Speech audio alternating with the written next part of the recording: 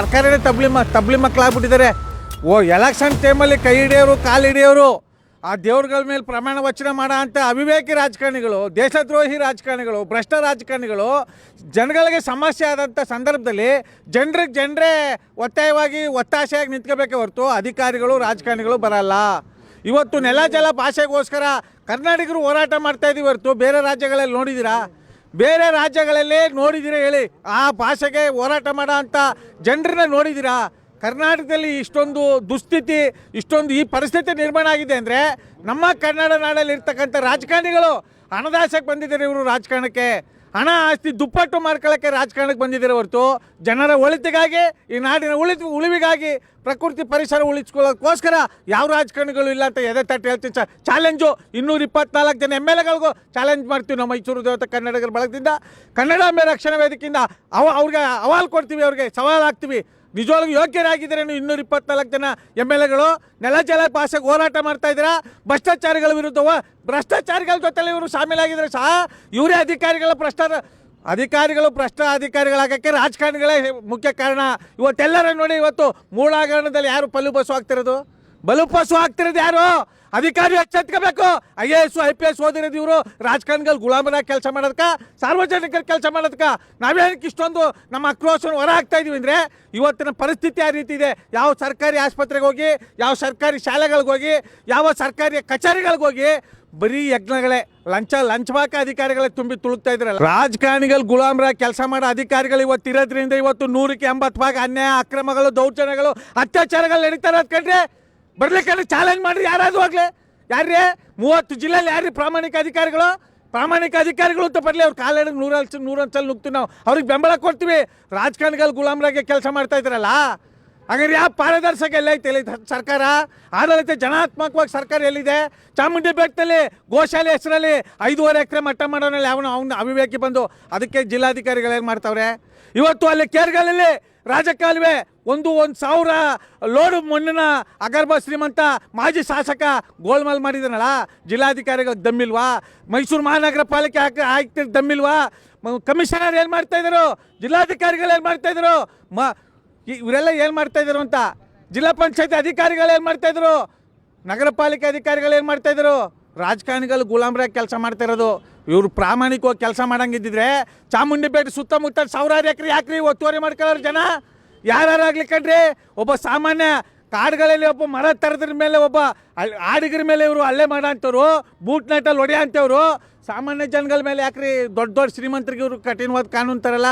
ಜನಸಾಮಾನ್ಯರಿಗೊಂದು ಕಾನೂನು, PC-ಗೊಂದು ಕಾನೂನು, ACP-ಗೊಂದು ಕಾನೂನು, DCP-ಗೊಂದು ಕಾನೂನು, DC-ಗೊಂದು ಕಾನೂನಾ? ಅದೇ ACP PC-ಗಳು ಮನುಷ್ಯರಲ್ಲೇ ಸರ್ವತೋಮುಖವಾಗಿ ನೀವು ಅಧಿಕಾರ ಮಾಡಂಗಿದ್ರೆ ದಯಮಾಡಿ ನಿಮಗೆ ಕೈ ಮುಗಿತೀವಿ. ಕೋಟೆ ಆಂಜನೇಯ ಸ್ವಾಮಿ ಸನ್ನಿಧಿ ಮುಂದೆ ಇದ್ದೀನಿ.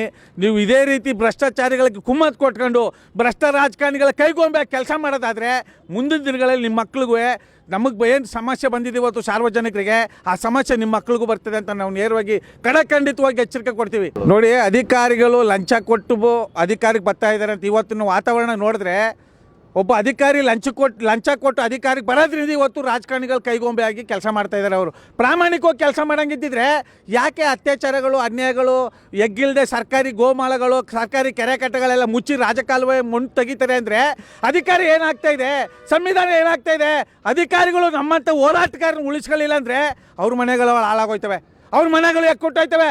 ಅವ್ರ ಮಕ್ಕಳು ಇವತ್ತು ಸಾಮಾನ್ಯ ಜನರ ಮಕ್ಕಳು ಯಾವ ರೀತಿ ಶಿಕ್ಷೆಗೊಳಗಾಗ್ತಾ ಇದ್ದಾರೆ, ಅದೇ ರೀತಿ ಅವ್ರ ಮಕ್ಕಳು ಶಿಕ್ಷೆಗೊಳಗಾಗ್ತಾರೆ.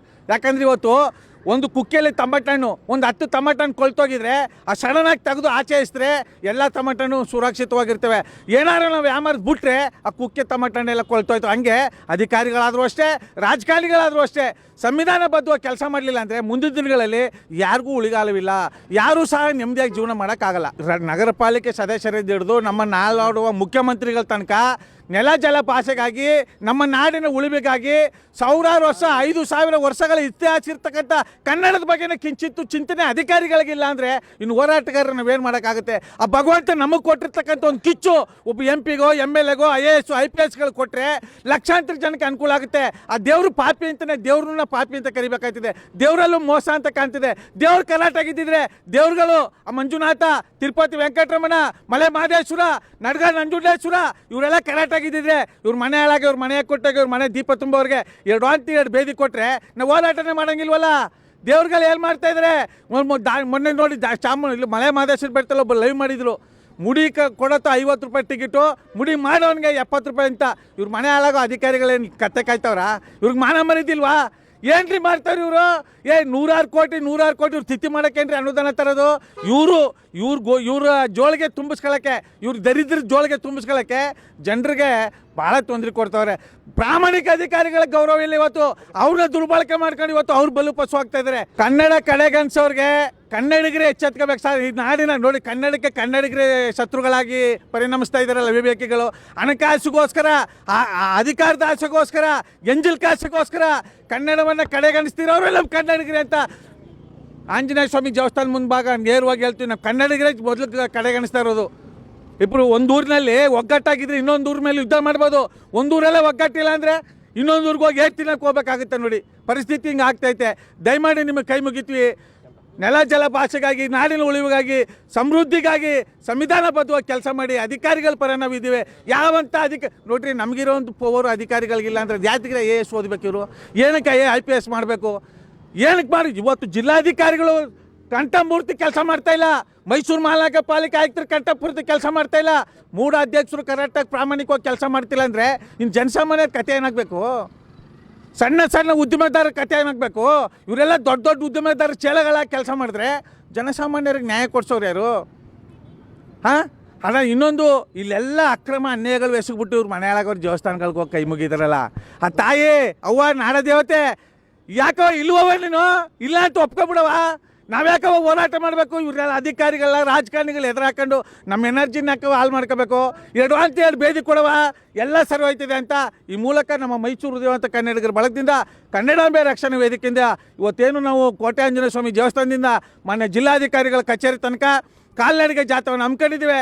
ಈ ಜಾಥೆಗೆ ಮೈಸೂರಿನ ಜನ ಹೆಚ್ಚಾಗಿ ಬೆಂಬಲ ಕೊಡಬೇಕು ಅಂತ ಹೇಳ್ತಾ, ಇಡೀ 30 ಜಿಲ್ಲೆಯಲ್ಲಿ ಏನು MP MLAಗಳು ಸಚಿವರುಗಳು ಅಧಿಕಾರಿಗಳಿದ್ದಾರೆ, ಇವರ ಬೇಜವಾಬ್ದಾರಿ ತಂಡದಿಂದ ಇವರಿಗೆ ಕನ್ನಡದ ಮೇಲೆ ಕಿಂಚಿತ್ತು ಚಿಂತನೆ ಇಲ್ಲ, ಬಡವ್ರ ಮೇಲೆ ಕಿಂಚಿತ್ತು ಚಿಂತನೆ ಇಲ್ಲ, ಸರ್ಕಾರಿ ಕಚೇರಿಗಳಲ್ಲಿ ಪಾರದರ್ಶಕ ಆಡಳಿತ ಇಲ್ಲ, ಸರ್ಕಾರಿ ಕಚೇರಿಗಳಲ್ಲಿ ಸರ್ಕಾರಿ ಆಸ್ಪತ್ರೆಗಳಲ್ಲಿ ರೋಗಿಗಳಿಗೆ ಬಡವ್ರನ್ನ ಕೇಳೋರೇ ಇಲ್ದಂಗೆ ಆಗ್ಬಿಟ್ಟೈತೆ.